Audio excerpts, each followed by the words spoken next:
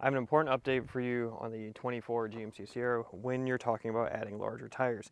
Now, if you'll remember, I had already done a video on how to make more clearance on, I think it was whatever it was, my 2021 GMC Sierra. It is very bright out here, by the way. And we did a mud flap delete kit. But this is a really important difference between what I did that time, what I'm doing this time, and what I already did. So if you're not familiar with this truck, let's give a quick rundown for the new people. Actually, real quick, before I did that, shout out to Jeremy, my new subscriber. If you aren't subscribed, go ahead and hit the subscribe button. We're growing every day. New and cool stuff every day, but welcome, Jeremy, to the channel. So the breakdown of the setup, it's a 2024 GMC Sierra with a little 3-liter Duramax. This is the elevation, so it's not an AT4.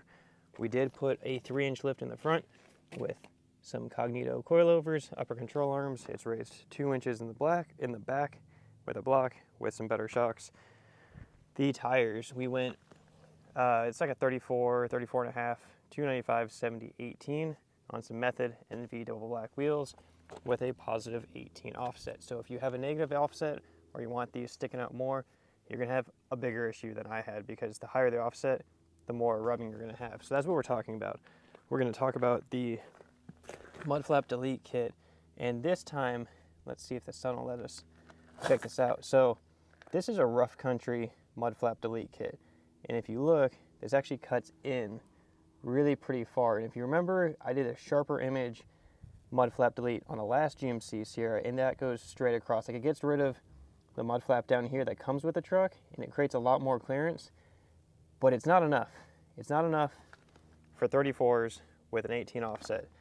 If you have 33s, it's fine, because that's what the truck comes with. But this, you see how well I can do it here. It's really, really bright outside. There we go, now you can see it.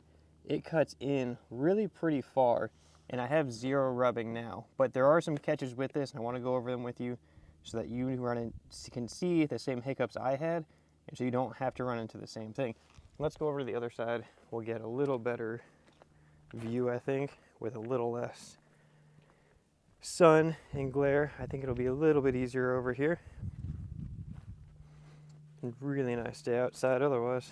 So yeah, this is gonna be so much easier. Look at that, we can actually see. So, okay, problem number 1, you have to cut metal on this.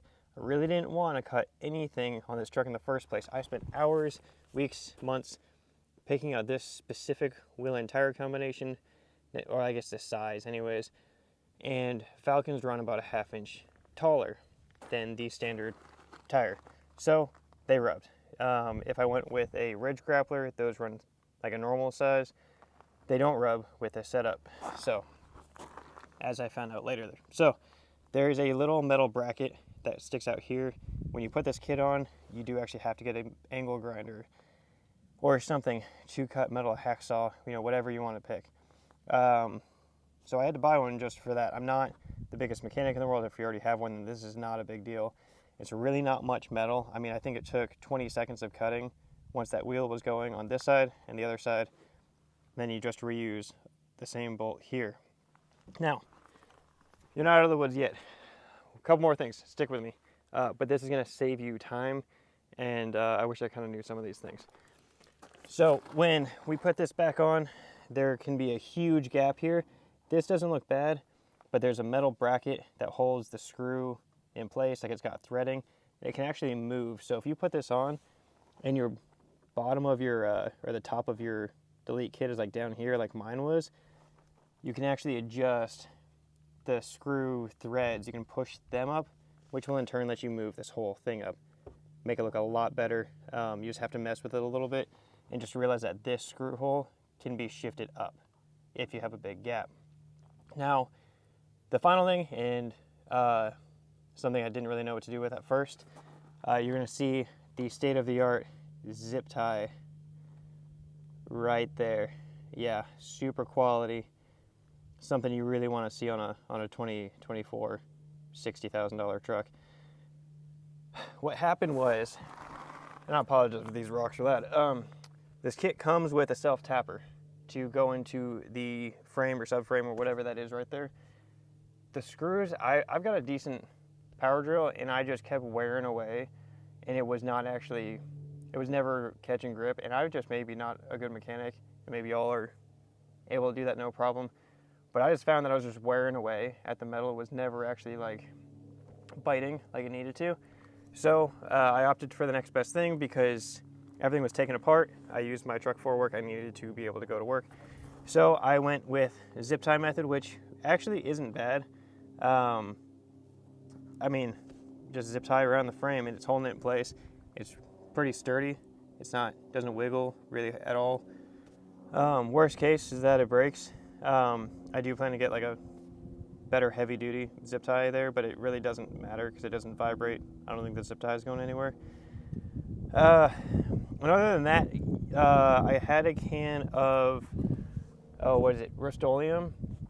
Or, yeah, I think it's Rust-Oleum. The stuff you just spray on there just to seal it up. You do a little bit of cutting on here. You might sand it down afterwards. It's not as big of a process as you would think. You just need the tools to be able to do it. This might be really bright for you. I have no idea. So to put these on, you get the kit, grinder, some paint, and maybe a zip tie or a power drill if you're confident in making that thing work. Now, I only did the front. I'm going to have a link to this down below. Links to everything that is on this truck so far is down below. So check those out. They're all through Amazon, super easy. Now, when you buy that kit, I wanted to keep the mud flaps just because my truck does see a lot of dirt and I'd prefer to keep them. They do come with a delete for this strange front flap as well as the rear mud flap. So if you want your truck consistent all the way across and you want the bottom of the truck to stop right there just like it does in the front, you can do that because the kit comes with the whole thing. I really wanted these wheels and tires so that way this mud flap would stay in place so that it would be functional and stop the mud from doing the thing. But you know, it still looks great. You wouldn't know anything by looking at the side of the truck at all. So yeah, so the kit comes with everything all the way across, but it's thought it would be really important for everybody to know that the Sharp Truck mud flap delete, I think my last video is even on their website now. It doesn't work for tires of this size, even with a positive offset. It definitely makes more room, but when you go that big, where this inlet goes inward, you're gonna end up cutting that delete kit instead of having to go straight across. You're gonna just have to make it end, which is it defeats the purpose of having the delete kit. So, okay, so now you have that. Now you can run bigger tires. I couldn't tell you if a 0 offset is gonna start rubbing this. These 295 7018s with a positive 18 offset, so they're sucked in a little bit. They're close, but they don't touch anywhere with this setup. So if you want a rub-free setup, this is equivalent to like a leveled AT4 or AT4X. They would be the same exact height, or if you have an elevation, 3-inch front, 2-inch rear, this is how you have 0 rubbing, full lock, off-road, flexing. This is the worry-free setup. So hopefully that's helpful and you weren't blinded this entire video. We do have more parts coming, obviously, as I've stated a bunch of times, but they're on back order, so we do have to wait a little bit. So if you have questions, I definitely want to answer and help anybody that I can while this truck's around, because I'll get another truck. We're already at 10,000 miles in like a couple months, so we're gonna rack it up pretty quick. And really, yeah, just leave your questions down below. Subscribe for future stuff, and we're gonna keep going. I wouldn't mind this build getting a little crazier. We've already got coilovers, 34, 35s, maybe some performance parts later down the road. But let me know what you want to see, and we can talk through it, or I'll put the part on myself. I've got bed rails and hopefully a rooftop tent coming soon, just for personal off time stuff. But if y'all are interested in that, do videos on that for sure. But otherwise, we'll see you on the next one. Peace.